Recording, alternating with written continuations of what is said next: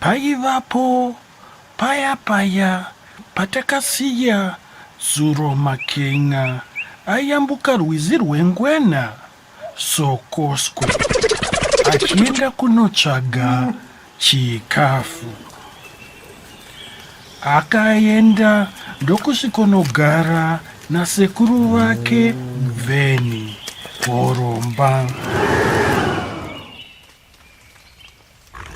Tsuro ndiye aiwanzotsvaga chikafu. Aienda kuchikafuku nguva dzakawanda usiku. Chikafu chaaifarira waive mukaka wemombe. Aienda kunokama mombe idzi vanhu vasingamunzwe. Aiti akafamba oteerera kuti vanhu havana kumuka here. Aitizve akati kamei oteerera kuti vanhu havana kumuka here.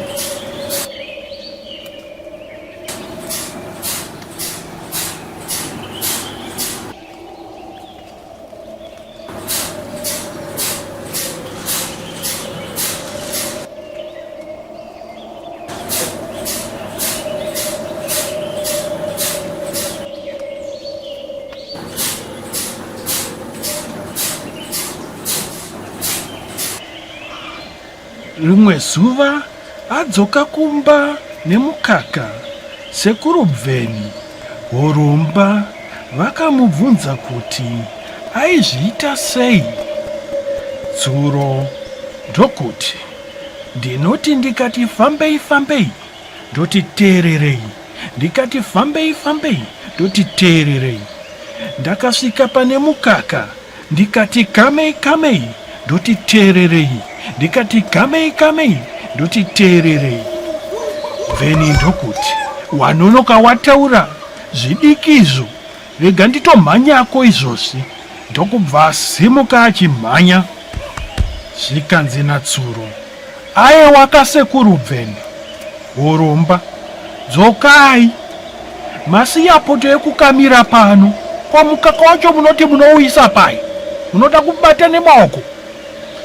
Bveni akadzokera poto ndokupinda murwendo, akananga kumatanga emombe. Asvika akatanga kushevedzera. Inifambe nteerere, inifambe nteerere, inifambe nteerere, inifambe nteerere, inifambe nteerere. Asvika kudanga remombe akashevedzera zvakare achiti, ndikati kamei ndoti teererei, ndikati kamei ndoti teererei. Kamen teerere, inikamen teerere, inikamen teerere, inikamen teerere, inikamen teerere, kamen teerere, inikamen teerere, inikamen teerere, inikamen teerere, inikamen teerere. Vaive mudzimba vakanzwa ruzha urwu. Baba vemusha ndokubuda vakananga kugota remwanakomana wavo. Mwanakomana akaita kakutya achinzwa kuti Bveni Horomba raiva kumatanga, asi achiona kuti baba vane pfumo akati regai tiende tinorwisa.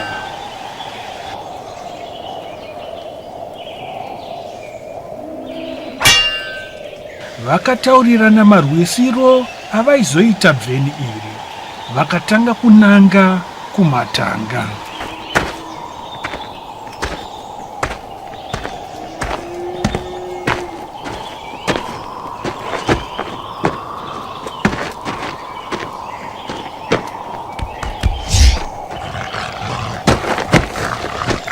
Vheni richivaona rakashaya kuti rotiza nekupi. Mukaka wese wakarasikira pasi. Rakamboda kutyisidzira, asi baba vemusha havana kuvhunduka. Chakambovhunduka chikomana chavo, asi kana icho chaikandowo matombo. Vheni rakabva raziva kuti paro papera. Charakadya chakanga chamuka. Mudzimu waro wakanga wadambura mbereko. Zvechokwadi, mudzimu wakupa chironda wati nhunzi dzikudye. Rakave bata wabata.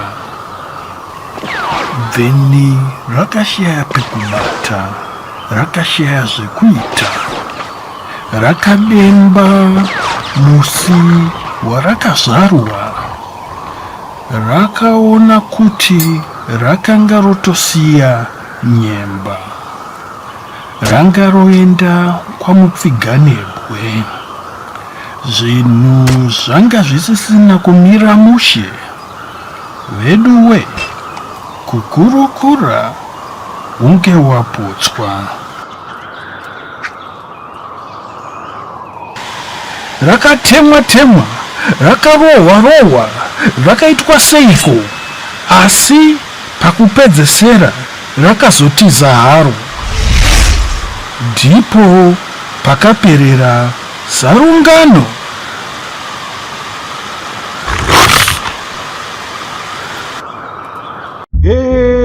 Tsuro rinza maende,